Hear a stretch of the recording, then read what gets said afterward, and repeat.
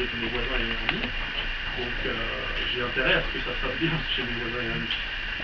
Donc ça m'amène à la conséquence. Si nous allons avoir ce genre de crise financière qui peut venir à n'importe quel moment, vous me posez la question, quand ce genre de crise va arriver? Pour le pétrole, les énergies, on sait à peu près. La crise financière, ça peut être demain matin, ça peut être lundi matin après le vote grec, ça peut être une suite de petits élans effondrements avec des soubresauts de panique, ensuite des moments de calme, c'est ce qui est le cas aujourd'hui. Ça peut traîner assez longtemps, plusieurs années, mais à mon sens, ça s'accélère. Et ça veut dire que nous allons être privés par d'abord un mélange assez étonnant ce qui se passe maintenant. D'abord la déflation qui va être suivie par l'hyperinflation. L'euro va avoir une évolution assez rigolote, je pense, cette année. Et il y a des éléments psychologiques très importants à comprendre ensuite. Comment les gens réagissent lorsqu'il y a des crises? Parce qu'à la fin, tout est là. Si nous étions extrêmement résilients, solides, soudés, pour plein de raisons, culturelles, identitaires, morales, après tout, c'est bien, il y a une crise, on en discute, on cherche des solutions. Ah, il n'y a pas de solution, donc c'est-à-dire qu'on va changer de mode de vie, on va changer de monde. Très bien, on change. Et c'est ce que nous pousse à faire, et ce que je souhaite que l'on fasse. Tous les gens que j'ai interrogés, tous les gens que j'ai étudiés dans les milieux écologiques, dans les milieux de géologie, économie, etc., tout le monde dit ça va s'effondrer, c'est plié, c'est foutu, donc il faut qu'on change de monde. Mais personne ne se pose la question en fait sociologique, est-ce que les gens vont le faire? Et je crois que la réponse est non. Alors là, je vous donne mon avis. Là, je n'ai pas de chiffres qui vous prouvent que, contrairement aux années 20 où les gens se sont, dans des périodes très difficiles, se sont en gros serré les coudes et ont été solidaires les uns des autres, je crains que dans les années qui vont venir, nous allons, parce que nous sommes des sociétés individualistes, égoïstes, et même d'un certain point de vue psychopathes, dans le sens où nous n'avons pas d'empathie pour les autres, où les valeurs ont été inversées. Les fascistes traitent les démocrates de fascistes. C'est ça qu'on voit aujourd'hui. Encore que pour définir fasciste. Parce que le fasciste italien est mort en 1945. Enfin, voilà, on voit ce genre d'inversion du langage, ce genre de double pensée. On s'efforce de croire à des choses qu'on sait qui sont fausses. C'est intéressant. Orwell, il avait déjà défini dans plusieurs de ses livres. Il avait bien montré. Et je crains que lorsque ça va aller très très mal, et ça peut aller très mal très vite aussi. J'ai mon ami, très bon camarade Michel Drac, lui pense qu'on a encore 20 ans devant nous. Moi je pense qu'on a au maximum 10 ans. Plus 5 que 10, mais peut-être que je me trompe un peu, c'est plutôt vers les 10. Il nous donne pas mal de temps pour nous préparer, mais pas beaucoup non plus. Lui est beaucoup plus pessimiste que moi. Je pense qu'on a 20 ans et ça va être l'apocalypse totale parce que 20 ans de société comme on l'a aujourd'hui supplémentaire, je crois qu'on a vraiment aucune chance. Tandis que 10 ans, si ça s'effondre assez vite, on peut s'en sortir. Mais il faut vraiment qu'on se prépare assez vite.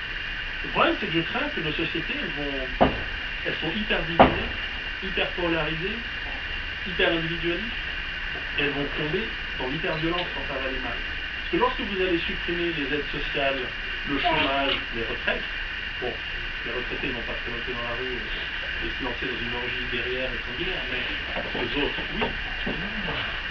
Et ces gens qui n'ont pas d'identité commune, pour moi c'est très important dans une nation, dans un groupe, quel qu'il soit, que l'on ait des identités qui se forgent, à mon sens, uniquement par des rites initiatiques communs. Dans le temps, c'était pour les hommes le service militaire et le bordel, on va dire, et pour les femmes, c'était le mariage, etc. Encore que les femmes ont moins besoin de rites initiatiques, parce qu'une femme sait quand elle est adulte. Physiquement, elle devient adulte. On sait. L'homme peut être adolescent, on voit aujourd'hui, toute sa vie. Même pas adolescent, enfant toute sa vie. On voit nos sociétés, une société d'enfants, parce que l'enfant est un excellent consommateur.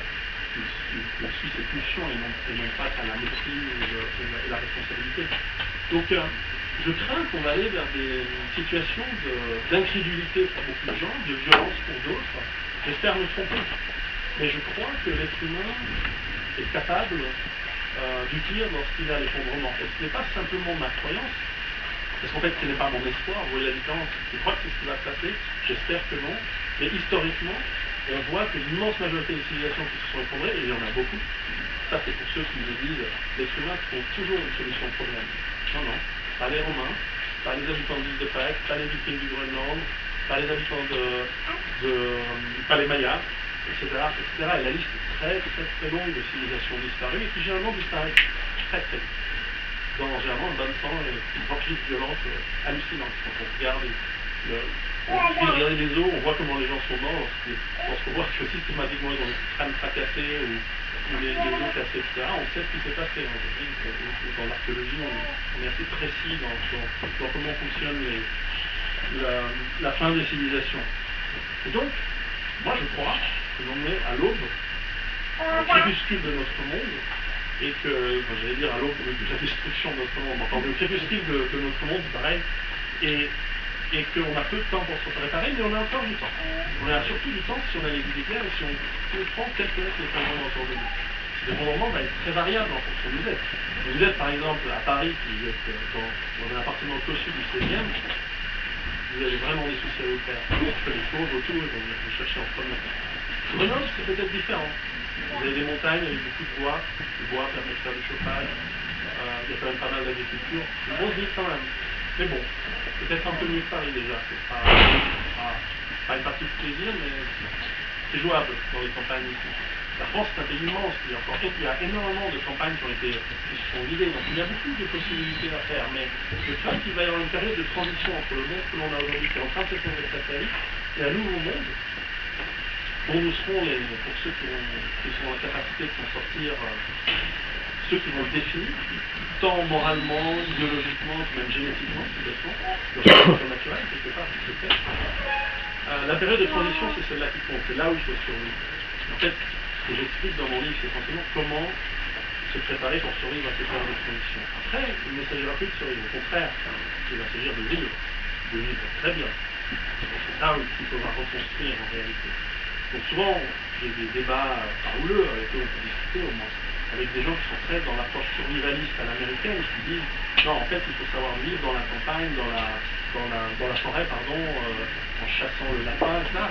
C'est vrai, c'est très bien, mais c'est pas un projet de civilisation. Parce que survivre seul, c'est pas important. Déjà, il faudrait survivre avec nos familles, avec des groupes d'amis que l'on peut avoir, avec nos voisins. Et pour cela, justement, j'ai repris un concept, et j'espère l'avoir bien développé, un concept qui avait été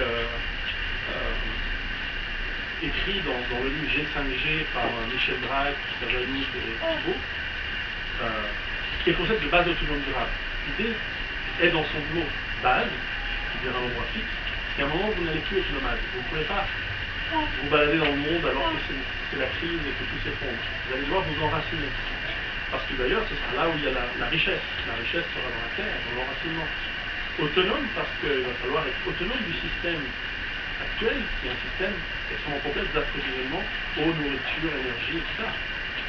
Lorsque ce système s'effondre, si vous n'êtes pas autonome de ce système, parce que vous êtes dépendant et donc un peu son esclave, vous allez être démuni. Et ensuite durable, parce qu'on ne sait pas combien de temps va durer cette transition. Est-ce que ce sera une transition de quelques mois, quelques années, quelques décennies, quelques générations? Difficile, impossible à savoir. Ça dépend de l'importance du choc, de l'importance de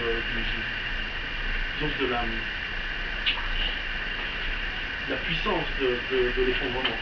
S'il est lent et relativement bien géré, peut-être que cette transition se fera assez bien, mais si c'est très violent, on peut trouver ça, etc. Parce que nous sommes hyper dépendants de nos systèmes électriques, documents, etc. Je donne des exercices dans le livre pour s'habituer, passer un week-end sans électricité, sans eau dans un appartement. Vous allez voir, c'est sportif. Juste un week-end, 2 jours, 48 heures, pas 3 mois. 2 jours. Une semaine sans manger. Pas mal. Facile, hein, en fait. Psychologiquement, une semaine sans manger. Facile. Des petits exercices qui vous habituent à vous préparer psychologiquement, parce qu'il faut pouvoir concevoir ce dans quoi on va pour pouvoir s'y préparer. Et donc cette base autonome durable, en fait, il faut pouvoir la mettre en place. Et il y a 7 éléments clés qui permettent de la mettre en place. Tout d'abord l'eau, avoir accès à de l'eau, ou pouvoir récupérer de l'eau et la purifier, etc. La rendre potable. La nourriture, pouvoir avoir de l'autonomie pour se nourrir. Ensuite, l'hygiène et la santé. J'ai toujours c'est très bien d'avoir des chemises propres, mais si vous n'avez rien à manger, que vous mourrez de faim, ça sert à rien. Donc c'est vraiment une hiérarchie des valeurs. D'abord l'eau, sans eau vous n'avez nulle part. On peut vivre 3-4 semaines sans manger, mais sans eau, 2 jours, 3 jours. Ensuite, l'hygiène et la santé. Prendre dans votre base d'étudiants durable à ne pas tomber malade, parce qu'il suffit qu'il y ait un médecin disponible. Quand bien même il y aurait un médecin, est-il des médicaments? Connaît-il les plantes? Encore. Y aura-t-il des antibiotiques, etc.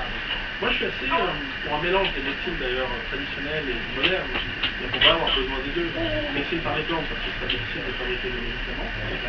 Médecine naturelle et traditionnelle, mais aussi chirurgie, gestion de pétence moderne, parce que vous tombez de votre échelle en ramassant des fruits, vous faites une fracture ouverte, les plantes, ça va être difficile, hein, donc il va falloir justement un mélange de ces compétences. Des compétences qu'on peut acquérir, ou si vous avez dans votre projet de base un médecin, qui peut venir avec vous, c'est pas mal. Quatrième point, l'énergie. C'est là où je diverge beaucoup avec les survivalistes qui veulent aller dans la forêt. C'est que je crois que certes l'énergie nous apporte l'eau chaude, le chauffage d'hiver, le fonctionnement de certaines machines qui nous font gagner énormément de temps, certes c'est des luxes. Mais c'est des luxes auxquels on s'est habitué et auxquels il va être très difficile de vivre sans. Donc il faudrait prévoir des sources d'énergie pour pouvoir nous chauffer l'hiver. On est plus habitué à vivre de moins 5 degrés. On est habitué à notre 17-19 degrés. 21 pour la norme. 19 degrés. Et ça, on doit le préparer. Avoir notre électricité, notre lumière, faire fonctionner la machine à laver le linge. Le truc qui fait gagner du temps, c'est le linge à la main. Il faut essayer, hein. Pour la journée. Donc, ça, c'est des éléments de luxe très importants.